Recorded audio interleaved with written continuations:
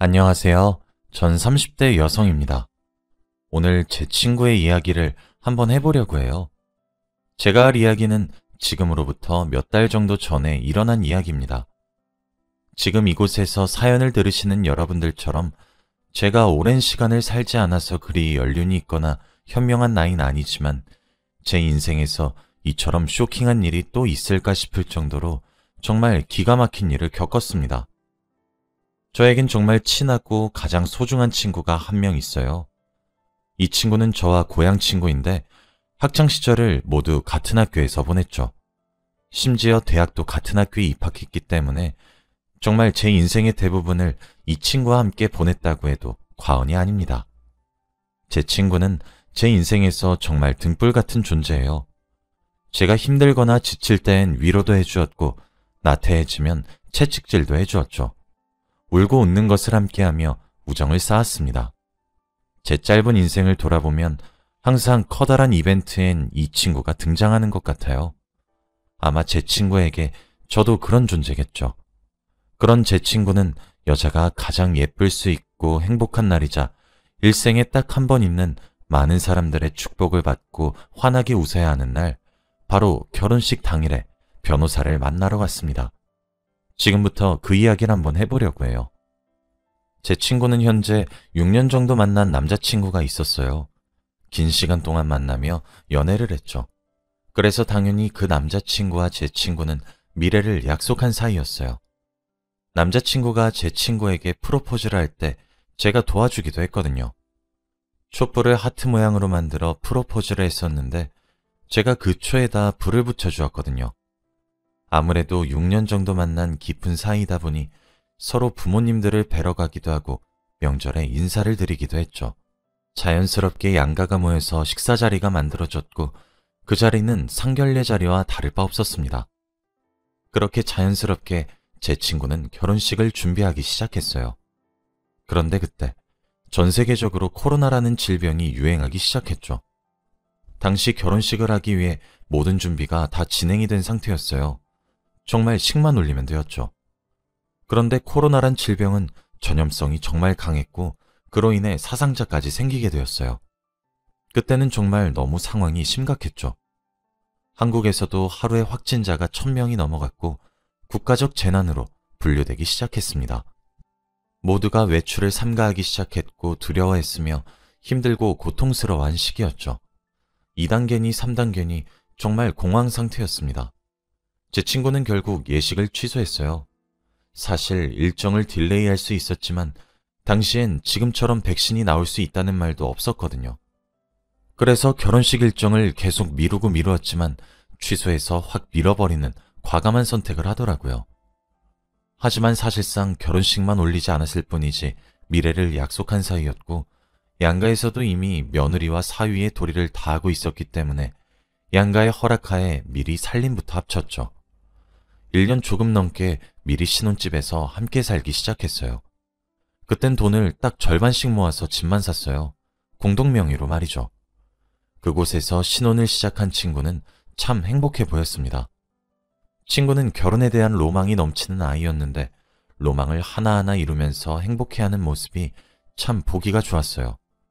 친구는 혼인신고를 바로 하진 않았습니다. 친구가 가진 여러 로망들이 있는데 그 중에 하나가 바로 결혼식 당일에 혼인신고서를 제출하는 것이었어요. 그게 바로 꿈이자 로망이라며 그것만은 결혼식 일정과 함께 뒤로 미루었죠. 그렇게 친구는 코로나 사태가 누구보다 빨리 해결되길 바라는 마음으로 빌었고 사태가 잠잠해지길 기다리더라고요. 사람들이 방역수칙을 잘 지키니 심각해지다가도 잠잠해지길 계속해서 반복하다가 올해 들어서 백신 이야기도 슬슬 나오기 시작했죠. 상황이 조금씩 안정되기 시작하자 친구는 이때 결혼식을 올리기로 결심을 하더라고요. 다시 예식장과 스튜디오, 드레스, 메이크업 등등을 알아보고 다니기 시작했죠. 저는 신부의 오래된 친구였고 누구보다 제 친구의 행복을 바라는 사람들 중 하나였기에 저도 물심양면으로 도왔습니다. 결혼식을 미뤘던 날이 길었던 만큼 그 사이에 친구와 남자친구는 돈을 잘 모아서 더 예쁘고 화려한 결혼식을 할 수 있게 되었어요. 웨딩 사진 촬영을 하는 날에도 제가 도우러 갔었는데 정말 예쁘고 잘생겨서 잘 어울리더라고요. 그렇게 결혼식 당일이 다가왔습니다. 저는 친구의 가방 순위를 자처했어요. 가방 순위는 신부 도우미 같은 역할이거든요. 신부에게 들어오는 축의금을 받기도 하고 그러죠. 그날 너무 예쁘고 아름다웠던 친구와 신부 대기실에서 사진을 얼마나 많이 찍었는지 몰라요. 제 반쪽 같은 친구가 드레스를 입고 단아하게 앉아 있었는데 인생의 동반자와 결혼한다는 사실이 실감이 나서 울컥하기도 했습니다. 그런데 신부 대기실에 어떤 의문의 여성이 한 명 들어오더라고요. 저와 친구는 함께한 시간이 오래되었다 보니 서로의 지인 대부분을 다 알고 있는데 처음 보는 여성분이셨습니다. 의문의 여성은 얼마나 울었던 것인지 눈가 근처가 붉게 부어있는 얼굴을 하고 있었어요. 신부 대기실로 들어와서 저희를 쳐다보더군요. 망설이는 듯하며 안절부절 못하면서 말이에요.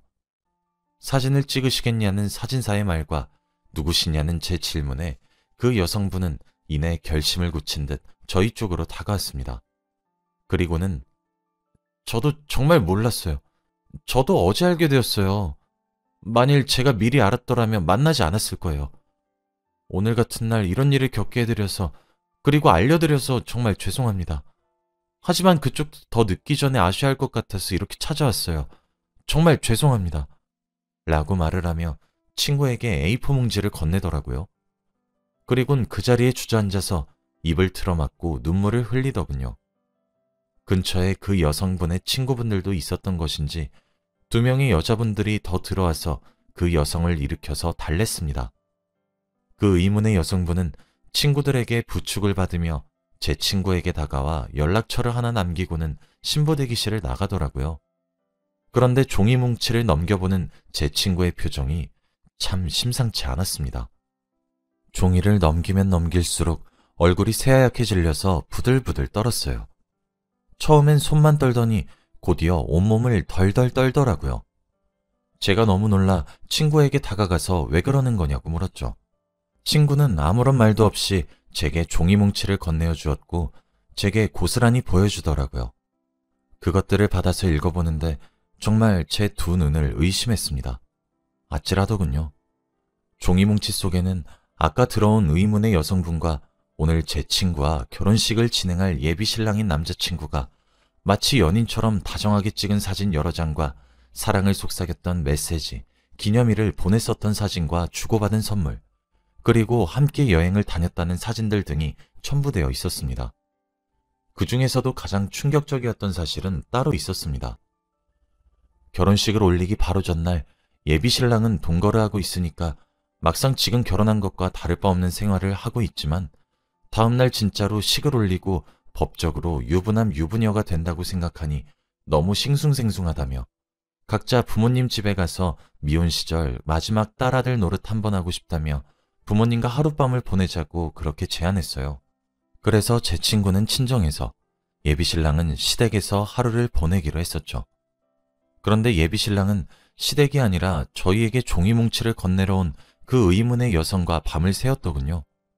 종이뭉치의 마지막 부분에는 짧은 글이 적혀 있었는데 예비신랑이 그 의문의 여성과 어젯밤에도 함께 있었고 제 친구도 그 분도 양쪽 모두가 모르게 바람을 피고 있었다고 합니다.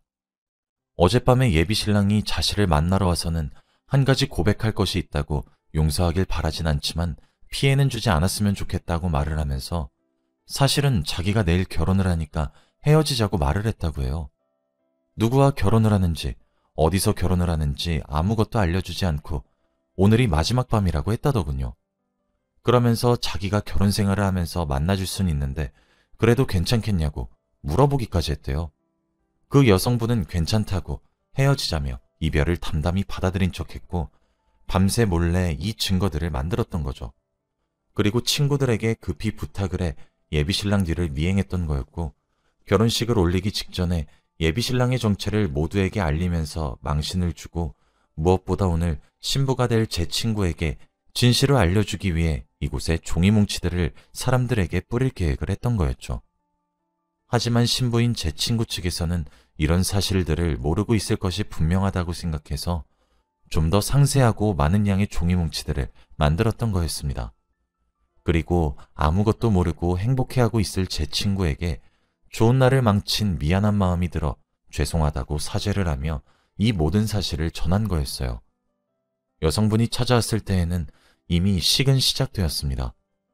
제 친구는 신부 입장을 위해 대기실에서 나가야 되는 순간이었거든요. 그런데 그때 이 증빙 자료들을 제 친구에게 전했고 하객들에게도 나눠준 거죠. 저는 결혼식장을 살펴보고 오겠다며 결혼식을 할 홀로 향했어요. 이미 거긴 정말 파국이었죠. 그 의문의 여성은 목에 핏대를 세워가며 하얀 버질로드 위에 서서 예비 신랑의 만행을 고발하고 있었고 제 친구의 어머니는 바닥에 주저앉아 넋을 놓고 있었습니다. 친구의 아버지는 어쩌면 이미 사위였을 예비 신랑의 멱살을 잡고 고래고래 소리를 지르고 있었고요. 신랑 측 신부 측 가릴 것 없이 하객들은 웅성대고 있었고 그 여성분은 예비 신랑의 친구들에 의해 질질 끌려나가고 있었어요. 여성분의 친구들은 그런 걸 막기도 하고 하객들에게 전단지를 나눠주고 있더군요. 정말 개판이 따로 없었어요. 완전 난장판이었죠. 저는 신부 대기실로 돌아갔습니다. 친구는 제게 밖의 상황은 어떠냐고 물어보더군요. 어떻게 제가 그걸 고지고대로 전할 수 있겠나요? 저는 정말 아무런 말도 할 수 없었어요. 위로도 해줄 수 없었죠. 친구는 아무런 말도 하지 못하는 절 보더니 이내 모든 것을 직감한 모양인지 제게 도움을 청하더군요. 저는 직원을 불러 친구가 웨딩드레스를 벗는 것을 함께 도와줬어요. 친구는 화장도 채 지우지 않은 채로 옷을 갈아입고는 제게 말하였습니다.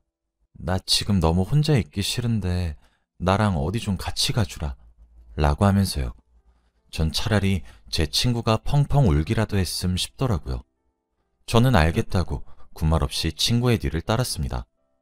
당연히 인생에서 가장 행복해야 할 제 친구의 결혼식은 개판이 되었고 신부가 있지 않은 결혼식은 무산이 될 수밖에 없었어요. 친구 휴대폰으로 미친 듯이 전화가 걸려오더군요. 친구는 부모님께 지금은 저와 단둘이 잠시 있고 싶다고만 전하고 전화기를 아예 꺼버렸습니다. 그렇게 친구를 따라간 곳은 이혼 전문 변호사의 사무실이었어요. 친구는 곧바로 변호사에게 종이 뭉치들을 보여주며 이혼 상담을 받기 시작하더군요. 사실상 혼인신고는 하지 않아 법률상 부부가 아니라 이혼 소송을 할 순 없었습니다. 그러나 이미 공동명의로 마련한 신혼집에서 1년이 넘는 기간 동안 신혼생활과 다름없는 생활을 한 점으로 미루어서 사실혼이 성립된다고 하더군요. 사실혼 해소 소송이라고 이혼 소송과 비슷하게 진행되었죠. 그렇게 친구는 소송을 준비했습니다. 친구는 그날 받은 연락처로 전화를 걸어 그 여성분과 연락을 했어요. 그리고 소송에 필요한 자료를 제공받기도 했죠. 그리고 그 의문의 여성분 또한 성심성의껏 자료들을 제공해 주더군요. 그놈은 두 여자를 완벽하게 속였던 거죠.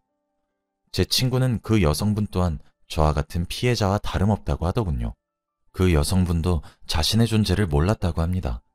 그 여성분께 자초지종을 들으면 들을수록 진짜 그놈은 진짜 가관이더군요. 그 여자와 만난 지는 올해가 있수로 4년째라고 했죠. 친구와 만나고 1년 반 정도 지나자마자 그 여성분과 바람을 핀 거였어요. 예비 신랑이었던 그놈은 직업 자체가 다른 지역으로의 출장이 잦은 직업을 가지고 있었습니다. 그래서 출장을 핑계로 두 여자를 만났더라고요. 제 친구에게 지방으로 출장을 간다 그러고 그 여성분을 찾아갔었고 그 여성분께도 출장을 간다 그러고 제 친구를 찾아왔더라고요. 제 친구와 동거를 시작한 이후로는 그 여성분과 미래를 보내고 퇴근을 했던 모양입니다. 그렇게 4년 동안 두 여자를 기만해왔던 것이죠. 중간에 지인들에게도 소개해주곤 했었는데 절대 겹치지 않게 소개해주었더라고요. 제 친구와 결혼을 약속했으니 자신의 학창시절 친구들이나 이렇게 깊은 관계의 지인들을 소개해주었고 그 여성분과는 처음부터 가벼운 마음으로 만났었던 거였는지 동호회 사람들처럼 일회성일 수 있는 지인들을 소개시켜 주었더라고요. 친구는 사실혼 해소 소송을 시작했습니다.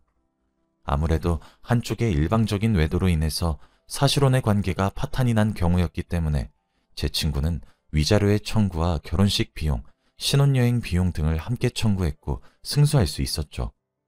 또 이번에 결혼식을 준비하면서 예단과 예물을 주고받아서 그 비용까지 반환 신청이 가능하더라고요.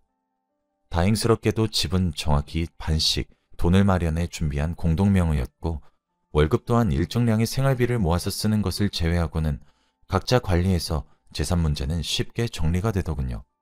그래서 생각보다 금전적인 타격은 없더라고요. 제 친구는 그렇게 미래를 약속했었던 남자와의 이별을 준비했죠. 저는 그저 그런 친구의 곁을 묵묵히 지켜주었습니다. 그런데 거기서 끝나지 않았어요. 아무래도 결혼식에 있었던 하객들도 일련의 사정들을 모두 알게 되었고 그렇다 보니 이 사람 저 사람 입에 이야깃거리로 오르락내리락 거렸어요. 친구가 참 스트레스를 많이 받더군요. 얼마나 안타까웠는지 몰라요. 그러던 어느 날 제게 모르는 번호로 전화가 한 통 걸려왔습니다. 저장되지 않은 번호라 뭔가 싶었지만 전화를 받아 여보세요? 라고 했죠. 그런데 글쎄 상대방은 그놈이더라고요. 그놈은 제게 연락하기 전에도 제 친구에게 연락을 해보려고 미친 듯이 노력했으나 친구가 연락 전부를 받지 않고 소송을 강행했었고 정말 지푸라기라도 잡는 심정으로 제게 연락을 한 것이라고 하더군요. 아무래도 결혼식 날 당연히 있었던 하객의 절반은 신랑 측 지인이었는데 그렇게 결혼식이 개판이 되고 난 이후 신랑에게 지인들이 전화를 걸어 그렇게 살지 말라며 여러 말을 한 모양입니다. 심지어 회사에서도 소문이 퍼져서 직장 생활도 힘들어졌나 봐요. 그래서 번호를 바꿔 제게 전화를 걸었던 거였습니다. 제 친구와 한 번만 얼굴 보고 이야기를 할 수 있게 도와달라고 애걸복걸 하더라고요. 어찌나 뻔뻔하던지 두 번 다시 연락하지 말라고 얘기를 한 뒤 친구에게 이야기를 해주었습니다. 그리고 세상에 매일 밤마다 집 앞으로 찾아와 제 친구를 기다린다고 하더라고요. 친구의 남동생이 매번 돌아가라고 돌려보내고 하는데 무릎을 꿇고 빌고 그러면서 매달린다고 하나 봐요. 정말 남의 눈에 피눈물을 그렇게 나게 해놓고 어쩜 그렇게 뻔뻔하게 나올 수 있는 것인지 참 너무하다 싶었습니다. 여러분들도 남자 잘 보고 만나시길 바래요. 세상이 넓은 만큼 나쁘고 못된 사람들이 참 천지에 깔려 있는 것 같습니다. 이게 속이려고 마음먹으면 뭔들 못하겠냐마는 사람 마음 가지고 그런다는 것이 참 마음이 아프네요. 제 친구가 언젠가 상처가 다 치유되어 얼른 밝은 모습으로 돌아왔으면 좋겠습니다. 다들 예쁜 사랑하시길 바라며 이만 글을 줄이겠습니다. 감사합니다. 행복하세요.